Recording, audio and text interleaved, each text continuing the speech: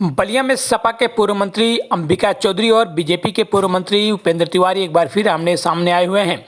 तो वहीं उपेंद्र तिवारी अंबिका चौधरी पर सरकारी जमीन कब्जा करने का आरोप लगाते हुए खुद मॉडल तहसील पहुंच करके उन्होंने सरकारी जमीन को कब्जा एसडीएम साहब से मुक्त कराने को कहा है। तो वहीं अंबिका चौधरी ने कहा कि उपेंद्र तिवारी का आरोप बेबुनियाद है। 40 सालों से उनके पिता के नाम से है रजिस्ट्री। आपको बता दें कि अपने कार्यकर्ताओं के साथ एसडीएम के दफ्तर में मौजूद बीजेपी के पूर्व वन, खेल और पंचायती राज्य मंत्री उपेंद्र तिवारी की यह तस्वीरें मॉडल तहसील की है, जहां वह पूर्व मंत्री अंबिका चौधरी के खिलाफ हल्ला बोल रहे हैं। उपेंद्र तिवारी के माने तो अंबिका चौधरी सरकारी भीटा पोखरा पशु चिकित्सालय ग्राम सभा की जमीन को फर्जी तरीके से अपना नाम चढ़वाकर होटल का निर्माण करा रहे थे। जब उनको जानकारी मिली तो वह एसडीएम कार्यालय पहुंच उस काम को रोकने की बात कही। तो उपेंद्र तिवारी ने कहा कि अंबिका चौधरी का नाम भू माफियाओं की सूची में है और वह 50 करोड़ से अधिक सरकारी जमीन को कब्जा कर रखा है और जल्द प्रशासन उन पर बुलडोजर चलाएगा। पूरे मामले में अंबिका चौधरी ने कहा कि उन पर लगे सभी आरोप बेबुनियाद है। वह जमीन 40 साल से उनके पिता के नाम पर रजिस्ट्री है और आज वह जमीन पर बाउंड्री कर रहे थे, जिसे प्रशासन के कहने पर रोक दिया है और उपेंद्र तिवारी के आरोपों पर बयान देना उचित नहीं समझता। तो वहीं आपको बता दें कि सदर एसडीएम ने कहा कि पूरे मामले की जांच कराई जा रही है और सरकारी जमीन पर कब्जे को लेकर जांच चल रही है और जल्द ही खाली कराया जाएगा। क्या मामला है?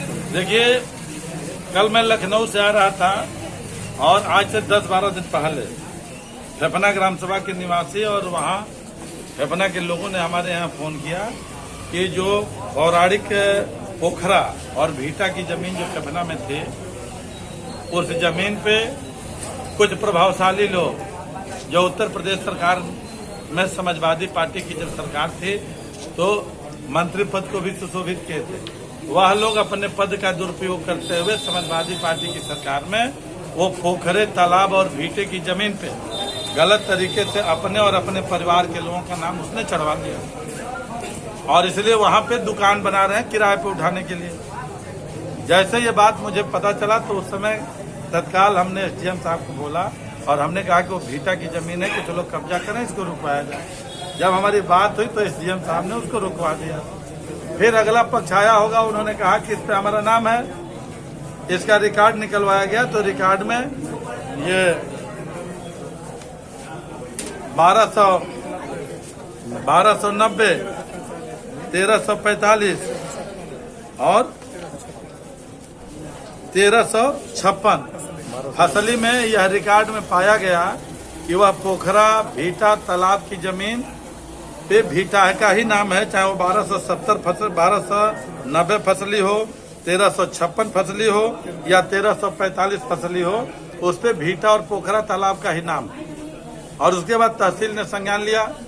पुनः जो भी जहां से ताकत मिली हो, कल अचानक 40-50 मजदूरों को लगा करके और पूरी खानदान वहां पे बैठ करके एक दहशत फैला करके वहां पे निर्माण कार्य शुरू कर दिया गया। तब लगातार मैंने एसडीएम साहब को बोला, तहसीलदार साहब को बोला, मैंने सीआरओ साहब को बोला, अंत में हमने डीएम साहब को बोला, तो भी कल काम नहीं रुका।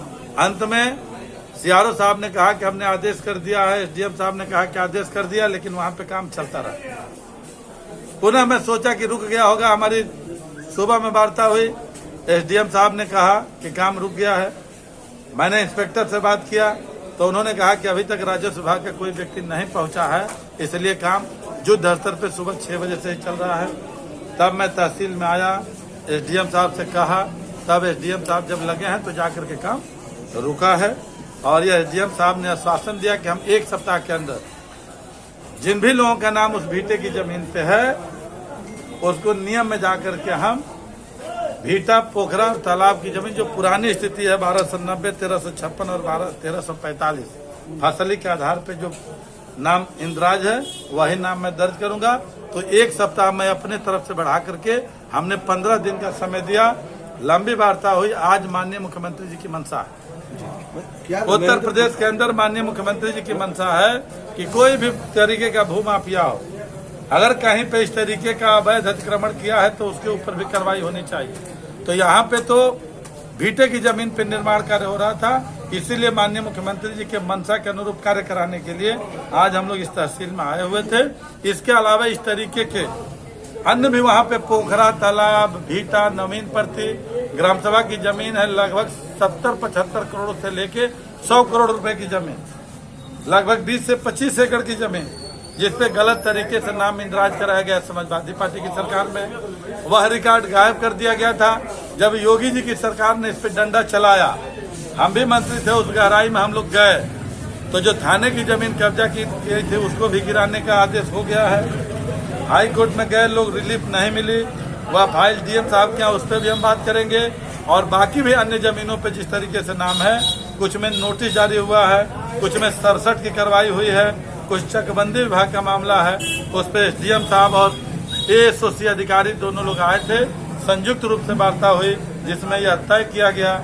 उन लोगों ने 1.5-2 महीने का समय मांगा, हमने 3 से 4 महीने का समय दिया कि माननीय सरकार की मंशा के अनुरूप, माननीय मुख्यमंत्री जी के मंशा के अनुरूप, चाहे उपेंद्र तिवारी ही कहीं ग्राम सभा की जमीन पकड़े हो। आइए, मैं मंत्री भी बन के आया था तो मैंने कहा था कि अगर हमने भी कहीं जमीन पकड़ा हो तो पहले हमसे खाली करा जाए।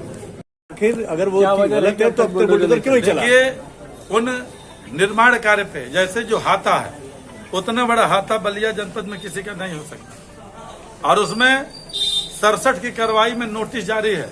वह नोटिस पुराने एसडीएम थे, जब आदित्य सिंह डीएम थे उस समय भी गया था, क्योंकि कोर्ट की प्रक्रिया होती और उसमें उनसे जवाब मांगा गया है।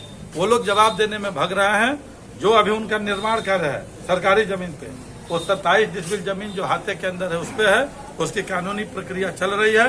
जैसे वो पूरी होगी निश्चित रूप से बुलडोजर चलेगा। एक चीज डीएम साहिबा के टेबल पे पड़ा हुआ है, उनके संज्ञान में, वर्तमान डीएम के संज्ञान में नहीं होगा।